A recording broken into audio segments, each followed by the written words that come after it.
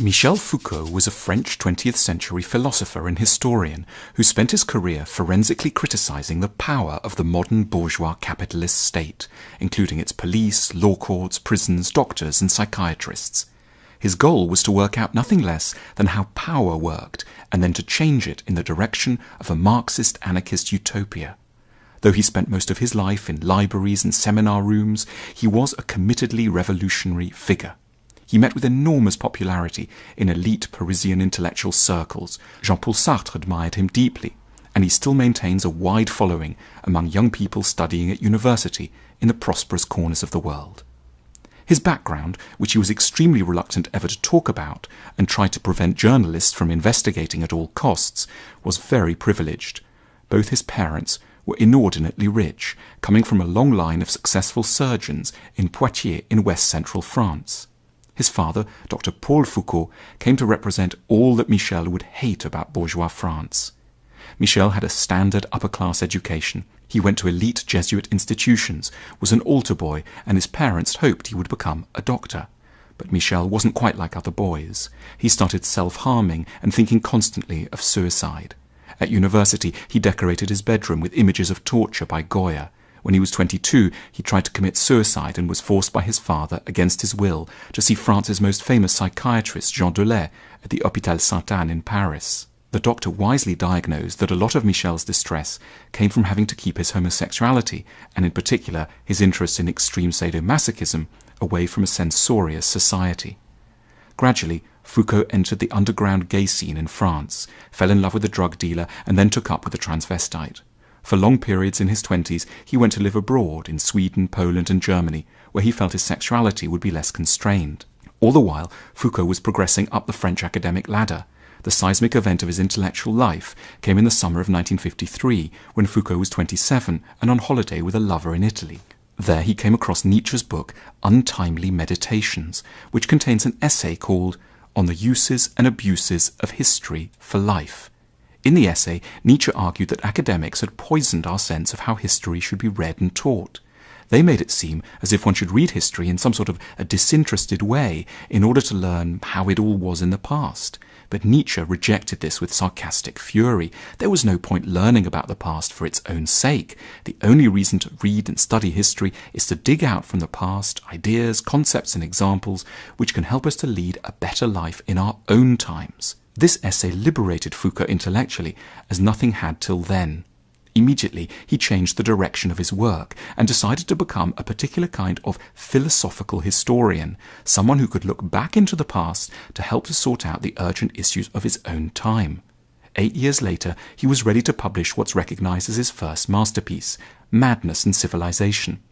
The standard view is that we now treat people with mental illness in so much more of a humane way than we ever did in the past. After all, we put them in hospitals, give them drugs, and get them looked after by people with PhDs. But this was exactly the attitude that Foucault wished to demolish in Madness and Civilization. In the book, he argued that things way back in the Renaissance were actually far better for the mad than they subsequently became. In the Renaissance, the mad were felt to be different rather than crazy. They were thought to possess a kind of wisdom because they demonstrated the limits of reason. They were revered in many circles and were allowed to wander freely. But then, as Foucault's historical researches showed him, in the mid-17th century a new attitude was born that relentlessly medicalized and institutionalized mentally ill people. No longer were they allowed to live alongside the so-called sane. They were taken away from their families and locked up in asylums and seen as people one should try to cure rather than tolerate for just being different. You can recognize a very similar underlying philosophy in Foucault's next great book, The Birth of the Clinic. His target here was medicine more broadly. He systematically attacked the view that medicine had become more humane with time. He conceded that, of course, we have better drugs and treatments now, but he believed that in the 18th century the professional doctor was born and that he was a sinister figure who would look at the patient always with what Foucault called the medical gaze, denoting a dehumanizing attitude that looked at a patient just as a set of organs, not a person. One was, under the medical gaze, merely a malfunctioning kidney or liver, not a person to be considered as a whole entity. Next in Foucault's oeuvre came Discipline and Punish. Here Foucault did his standard thing on state punishment. Again, the normal view is that the prison and punishing systems of the modern world are so much more humane than they were in the days when people just used to be hung in public squares. Not so, argued Foucault. The problem, he said, is that power now looks kind, but isn't, whereas in the past it clearly wasn't kind, and therefore could encourage open rebellion and protest.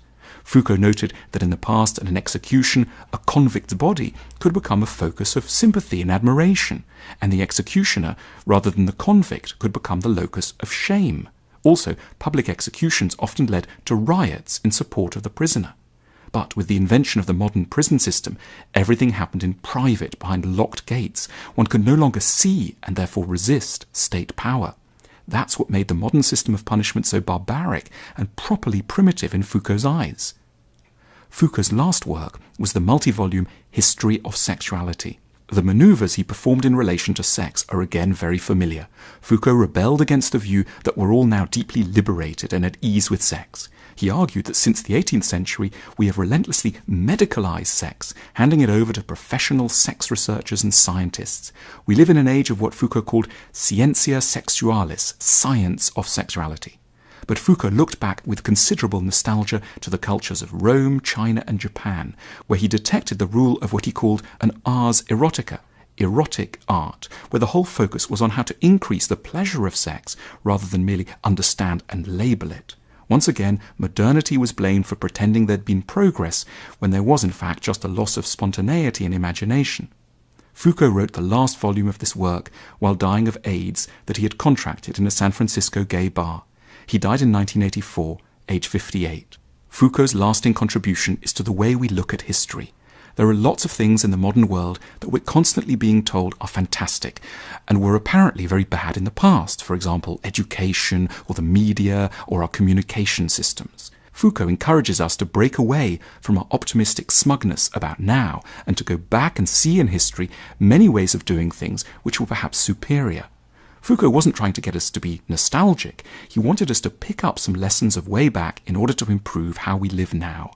Academic historians have tended to hate Foucault's work. They think it inaccurate and keep pointing out things he hadn't quite understood in some document or other. But Foucault didn't care for total historical accuracy. History for him was just a storehouse of good ideas, and he wanted to raid it rather than keep it pristine and untouched. We should use Foucault as an inspiration to look at the dominant ideas and institutions of our times, and to question them by looking at their histories and evolutions.